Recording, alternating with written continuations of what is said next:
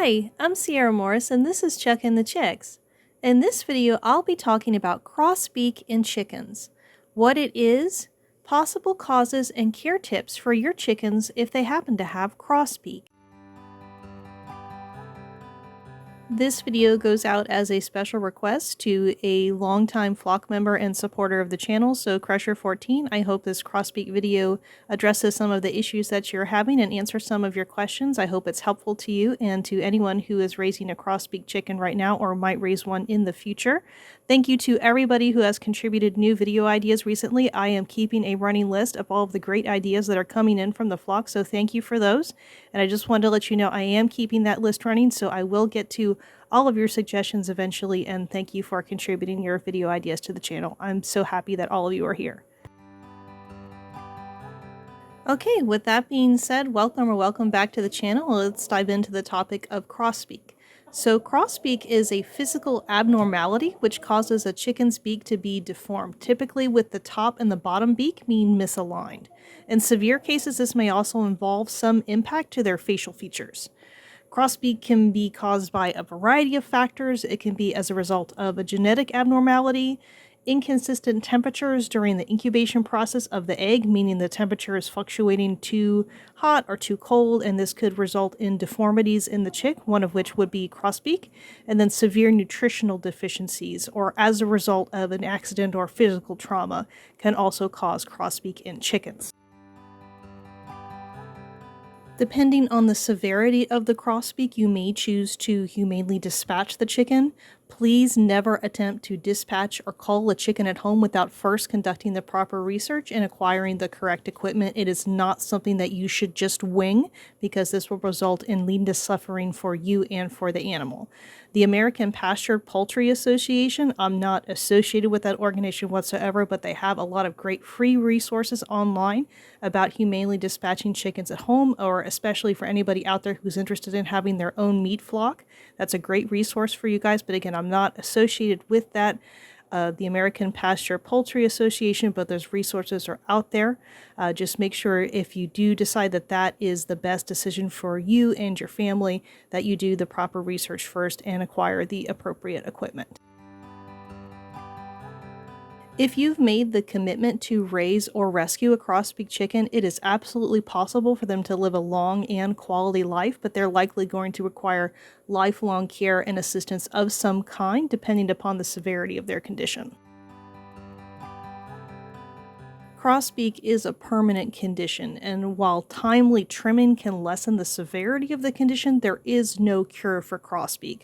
The beak is part of the chicken's skull, and therefore it can't be realigned without harming the chicken or worse. Trimming can be made easier by gathering the chicken in a towel burrito, similar how you would create a towel burrito for a cat. This is so they can't flap their wings or injure themselves or while they're struggling to avoid being handled, and gently covering their eyes for the experience with something like an additional small towel or a handkerchief. Make sure that you have styptic powder or cornstarch on hand when you're trimming the beak, so in case you accidentally trim too much, you'll be able to stop the bleeding. Always err on the conservative side, because the edge and tip of a chicken's beak have lots and lots of nerves, so trimming too much is extremely painful for them. So always err on the conservative side, and while the initial trim might be done with trimmers, it's recommended that you use a file to finesse the trim, and that makes sure that you don't over trim and it's much less painful for the chicken. So again, you might do that initial trim with a really sharp pair of pet nail trimmers, and then use a file to do the fine finessing of the trim of the beak. And again, leave more rather than less and trim as conservatively as you can, because again, that end of the beak has lots and lots of nerves in there.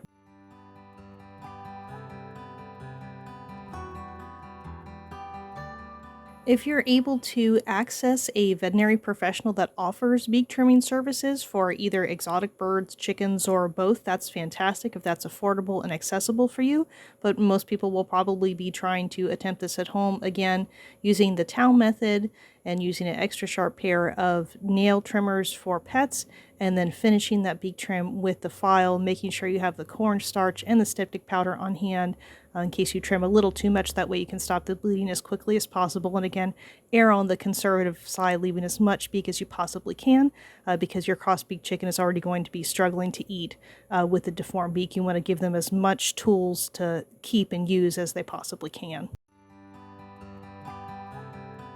So one of the primary concerns that you're going to run into raising a chicken with crossbeak is ensuring that they receive enough nutrition, because the impacted chicken is going to have difficulty or be totally unable to eat normally on their own, just depending upon the severity of the crossbeak condition.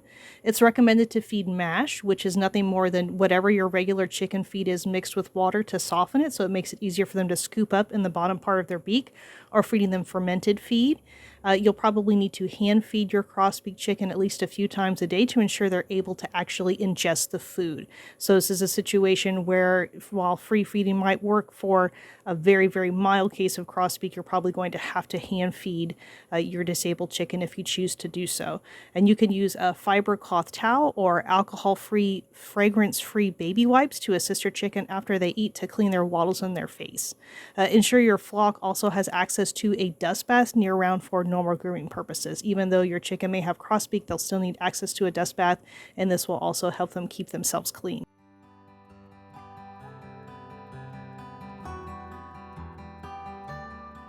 Additionally, you may wish to occasionally include a vitamin supplement water in with the mash that you offer your crossbeak chicken, just to make sure they're getting those additional nutrients.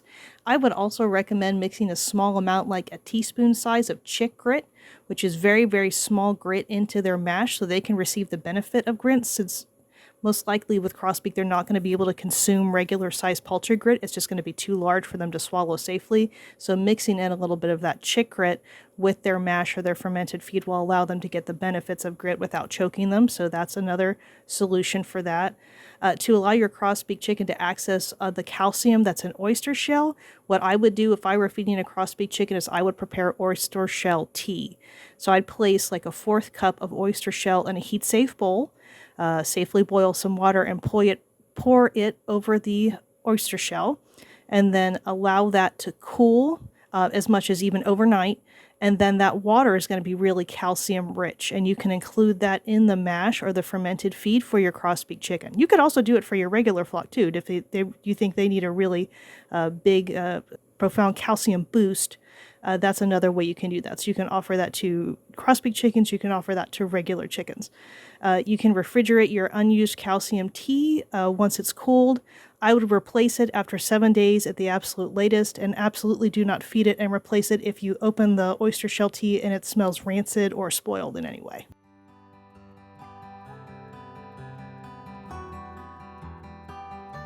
Integrating a disabled chicken into your existing flock poses some additional challenges, but it is possible. It's just going to take extra time and extra patience, and a separated enclosure will likely be needed for the long term, if not permanently. I have a whole video about introducing new chickens to your existing flock, and I'll be sure to link that below in the description. And the steps are going to be the same whether or not the chicken is disabled, but with a disabled chicken, it's just going to take even extra time, because the pecking order is very vicious, and they will mark out chickens that are different or not able to defend themselves. So depending upon the temperament of your existing flock and depending upon the different breeds that you're trying to combine, it's going to take some time, but it absolutely is possible. You're just going to need to use some patience, and it is possible. It's just going to take extra time. Begin by visually introducing the new chicken in a protected enclosure to your existing flock. And that means the enclosure is going to be separate so the chickens can see each other, but they can't necessarily interact or peck each other. And the enclosures should have their own food, water, and grit. So the chicken that's being separated has everything that they need on their own. You can create your own enclosure using hardware cloth for maximum protection from predators. Items like a dog crate can be modified to suit this purpose. Once you've introduced them visually, monitored physical introductions can begin by starting with short periods of acclimation, building up to longer ones. Introduce your chickens preferably in an open grazing yard if that's possible for you, and use distractions like treats. Allow maximum space for your new chickens to escape bullying. The pecking order is quite literal, and some pecking is just to be expected. I intervene if the pecking lasts longer than 30 seconds or if blood is being drawn.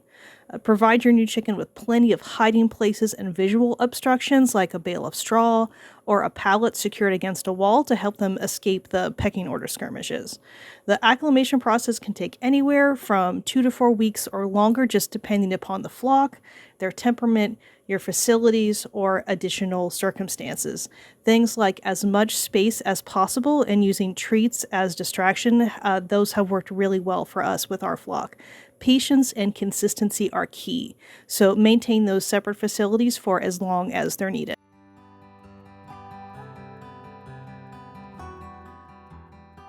So it is absolutely possible to integrate a disabled chicken into your existing flock, but just like integrating any new flock members, there's going to be an adjustment period. You're going to be responsible for providing them with as much space and distractions as as possible, as much as you feasibly can, and it's just going to take time. And probably with a disabled chicken, I would anticipate that it's just going to take even additional time. And it is possible, depending upon the severity of the crossbreed or just your individual flock temperaments, or if the combination really just doesn't go well after weeks and weeks of trying to acclimate them, you may need to maintain separate facilities, but it absolutely can be done. Even though crossbreed chickens will require lifelong care, many owners enjoy them all the same, and they're loved and valued members of their flock. Your crossbreed chicken is absolutely capable of laying eggs, although they are absolutely not suitable for hatching, because if it is a genetic disorder, it would be unethical to perpetuate that within your flock. So if your crossbreed chicken is viable and is laying eggs, do not hatch any of those. Crossbreed chickens with some extra care can still be contributing, productive, and cherished members of your backyard flock. There are a lot of people that just find them to be quirky, wonderful members of their flock, and even though they take some extra time and care, they find it very well worth them just to continue to include them in their backyard flock. So every situation and every flock is different. So in addition to the care tips I mentioned here, you'll need to plan a care path going forward that makes the most sense for you, your family, and your flock.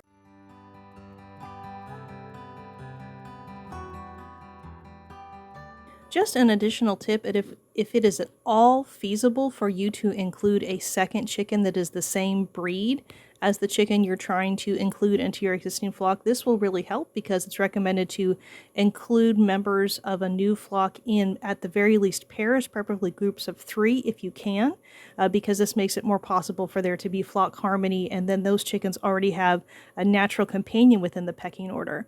I have a whole video about the benefits and challenges that you're going to encounter if you're keeping multiple breeds of chicken in the same flock, like a mixed flock like mine, and I'll include that video below in the description. If you're looking for additional information about taking care of backyard chickens in the wintertime, I have an entire playlist that's dedicated to all the information I've learned over my years of caring for backyard chickens in the winter. I'll be sure to link that winter care playlist below in the description. So do you have any additional questions about crossbeak after watching this video? Anybody out there in the flock who has had positive experiences raising a crossbeak chicken in their own flock, or has experienced rescuing a crossbeak chicken, please contribute your information and positive experiences below. Let's provide as much information as possible to this flock member who's adopted a crossbeak chicken, and do everything we can to support a fellow flock member with our own experiences and positive information and care tips. So please include anything you know about positively raising and including a crossbeak chicken in your flock below in the comments. Small flocks and small gardens can save the world. Every flock grown in the presence of a family with love, every small garden and container garden makes this world a better place. Thank you for everything you're doing here with me on the channel, and thank you for everything you're doing with your own flocks, gardens, and container gardens all over the world. We would love to have you as part of our flock. Lots of love from our coop to yours. See you next time.